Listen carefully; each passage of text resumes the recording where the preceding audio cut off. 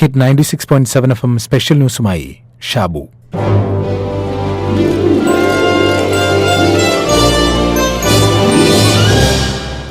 ബൈബിളിൽ കാണാതെ പോയ ആടിന്റെയും കാണാതെ പോയ നാണയത്തിന്റെയും ധൂർത്തപുത്രന്റെയും കഥ പറയുന്നുണ്ട്.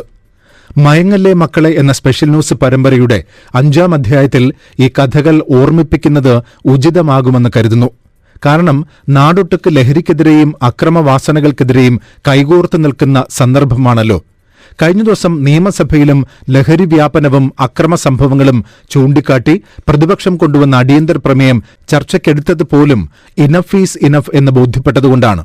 പച്ച മലയാളത്തിൽ പറഞ്ഞാൽ മതി, നിർത്ത്, ഇനി ഇതിൽ കൂടുതൽ സഹിക്കാൻ കഴിയില്ല എന്ന് തന്നെ.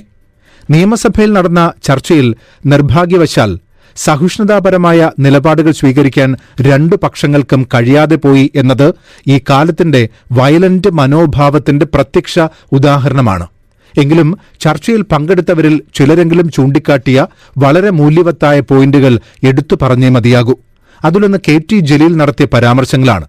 ലോകം നന്നാക്കാനിറങ്ങിയ ഒരാളിന്റെ കഥ പറഞ്ഞുകൊണ്ടാണ് ജലീൽ വിഷയത്തിലേക്ക് കടന്നത്. അന്ന് ഞാൻ ചെറുപ്പമായിരുന്നു. എന്റെ കൺവെട്ടങ്ങൾക്ക് പരിധികളില്ലായിരുന്നു. ഈ ലോകത്തെ തന്നെ മാറ്റിമറിക്കണം എന്ന് ഞാൻ ആഗ്രഹിച്ചു. പക്ഷേ എനിക്കതിന് കഴിയില്ല എന്ന് വൈകാതെ ഞാൻ മനസ്സിലാക്കി. ഞാൻ യുവാവായിരുന്നപ്പോൾ ഞാൻ ആലോചിച്ചത് എന്റെ രാജ്യത്തെക്കുറിച്ചാണ്.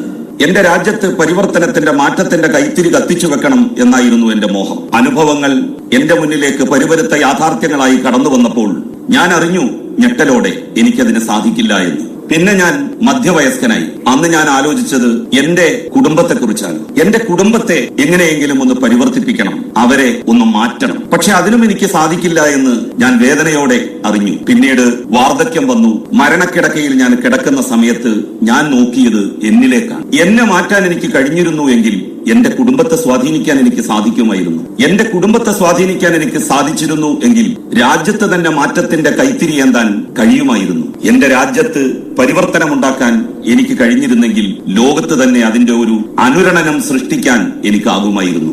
അവനവനിലേക്ക് തന്നെ നോക്കുക, അവനവനെ തന്നെ പരിവർത്തിപ്പിക്കുക, അതു കഴിഞ്ഞു മതി നാടു നന്നാക്കൽ എന്നതാണ് ഈ കഥയിലൂടെ നമ്മൾ മനസ്സിലാക്കുന്നത്. കഥ നല്ലതാണ്, ചിന്തിക്കാനുണ്ട്. പക്ഷെ ചിന്തിക്കാൻ ആർക്കാണ് നേരം? നമ്മുടെ മനോഘടനയനുസരിച്ച്, മനോവിചാരമനുസരിച്ച് ഈ കഥയൊക്കെ പറയുന്നത് മറ്റാർക്കോ വേണ്ടിയാണ് എന്നും ഈ കഥ നമുക്ക് ചിന്തിക്കാൻ വേണ്ടിയുള്ളതല്ല എന്നുമാണ്. KT ജലീൽ പറഞ്ഞ കഥയിലെ ഞാൻ എന്ന കഥാപാത്രം ഏതോ ഇടത്ത് ഞാൻ എന്നാണ്. അതുകേട്ട് കൈയടിക്കുമ്പോഴും ഞാൻ പോലും കരുതുന്നത്. അല്ലാതെ ഞാൻ എന്നെ പരിവർത്തിപ്പിക്കാതെ ലോകത്തെ പരിവർത്തിപ്പിക്കാൻ സുവിശേഷം പറഞ്ഞിട്ട് എന്തു കാര്യമെന്ന് ചിന്തിക്കുന്നേയില്ല, അല്ലെങ്കിൽ ചിന്തിക്കാൻ നേരമില്ല. തുടർന്ന് KT ജലീൽ പറഞ്ഞ പ്രധാനപ്പെട്ട പോയിന്റുകളിലൊന്ന് പ്രവാസികളായ നമ്മൾ ശ്രദ്ധിക്കേണ്ടത് തന്നെയാണ്. ക്രിമിനൽ സ്വഭാവമുള്ള നല്ലൊരു ശതമാനം കുട്ടികൾ വരുന്നത് പിതാക്കന്മാരില്ലാത്ത, അവരുടെ രക്ഷിതാക്കൾ ഗൾഫിലോ മറ്റു മറുനാടുകളിലോ ജോലി ചെയ്യുന്ന, വീടുകളിൽ തങ്ങൾക്ക് അപ്രമാദിത്യമുള്ള കുടുംബങ്ങളിൽ നിന്ന് വരുന്ന കുട്ടികൾ. വീട്ടിൽ യാതൊരു നിയന്ത്രണവും കുട്ടികൾക്കില്ലാത്ത അവസ്ഥ. വയലൻസിനെ പ്രോത്സാഹിപ്പിക്കുന്ന സിനിമകൾ, അനുകമ്പ, കരുണ, സ്നേഹം തുടങ്ങിയ വികാരങ്ങൾ കുട്ടികളിൽ കുറഞ്ഞു വരുന്നത്. അധ്യാപകർക്ക് ഇടപെടാൻ സാധിക്കാത്ത സ്ഥിതി സ്കൂളുകളിലും കോളേജുകളിലുമുണ്ട്. എന്റെ ഭാര്യ ഒരു സ്കൂളിന്റെ പ്രിൻസിപ്പലാണ്, ഹയർ സെക്കൻഡറി സ്കൂളിന്റെ. അവിടെ പ്രശ്നങ്ങൾ ഉണ്ടാകുമ്പോൾ അവൾക്ക് ഇടപെടാൻ കഴിയുന്നുണ്ട്. പക്ഷെ ഒരു പുരുഷ അധ്യാപകന് ചെന്ന് കുട്ടികളുടെ ഇടയിൽ നിൽക്കാൻ കഴിയുന്നില്ല. അവരെ രണ്ടു വശത്തേക്കും മാറ്റി നിർത്താൻ സാധിക്കുന്നില്ല. അവർക്കെതിരായി കേസുകൾ കൊടുക്കുന്നു. കുട്ടികളെ ശിക്ഷിക്കാൻ അധ്യാപകർക്ക് സാധിക്കാത്ത സ്ഥിതി. നിരപരാധികളായ നിരവധി അധ്യാപകന്മാർ കുട്ടികളുടെ ഭാവി ആഗ്രഹിച്ചുകൊണ്ട് എടുത്ത മാർഗങ്ങൾ, നിലപാടുകൾ, അതിന്റെ പേരിൽ കോടതി കയറേണ്ടി വരുന്ന അവസ്ഥകൾ നോക്കൂ. ഇതിലെ ആദ്യ ഭാഗം ഗൾഫിലടക്കമുള്ള വിദേശ രാജ്യങ്ങളിൽ ജോലി ചെയ്യുന്ന അച്ഛന്മാരെ ഉദ്ദേശിച്ചുള്ളതാണ്. പലപ്പോഴും വീട്ടിലെ സ്ഥിതി എന്താണെന്ന് പൂർണ്ണമായി മനസ്സിലാക്കാത്തവരെ ഉദ്ദേശിച്ചുള്ളതാണ്. ഇതിനു മുമ്പ് സമാനമായ ഒരു അക്രമ സംഭവം ഉണ്ടായപ്പോൾ ദുബായിൽ തന്നെ നിർമ്മാണ തൊഴിലാളിയായ ഒരു രക്ഷിതാവ് പറഞ്ഞതോർക്കുന്നു. മകന്റെ പെരുമാറ്റത്തിൽ വന്ന മാറ്റത്തെക്കുറിച്ചൊന്നും എന്നോട് വീട്ടിൽ നിന്ന് ആരും പറഞ്ഞിരുന്നില്ല എന്നാണ്.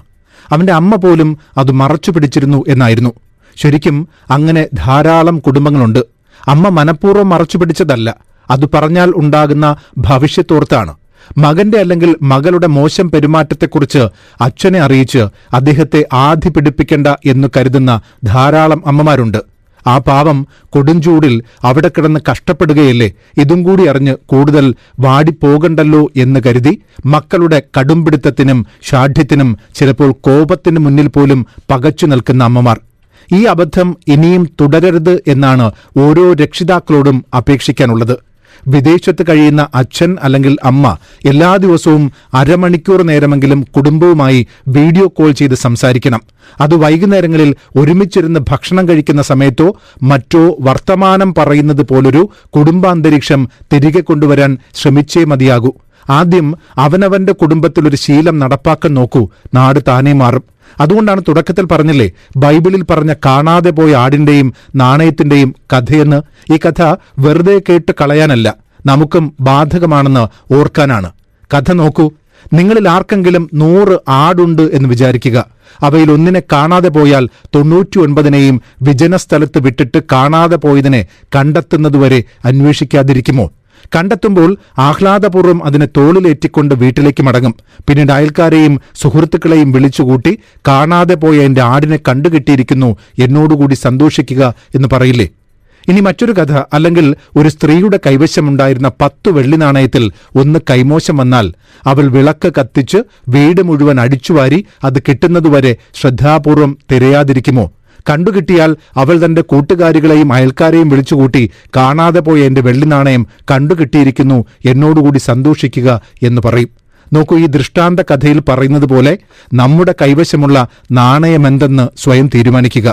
അതിലൊന്ന് കൈമോശം വന്നു എന്ന് തോന്നിയാൽ അതങ്ങ് പൊയ്ക്കോട്ട് എന്നല്ലല്ലോ കരുതുക. വിളക്ക് കത്തിച്ച് വീട് മുഴുവൻ അടിച്ചുവാരി അത് കിട്ടുന്നതുവരെ ശ്രദ്ധാപൂർവം തിരയുകയല്ലേ വേണ്ടത്?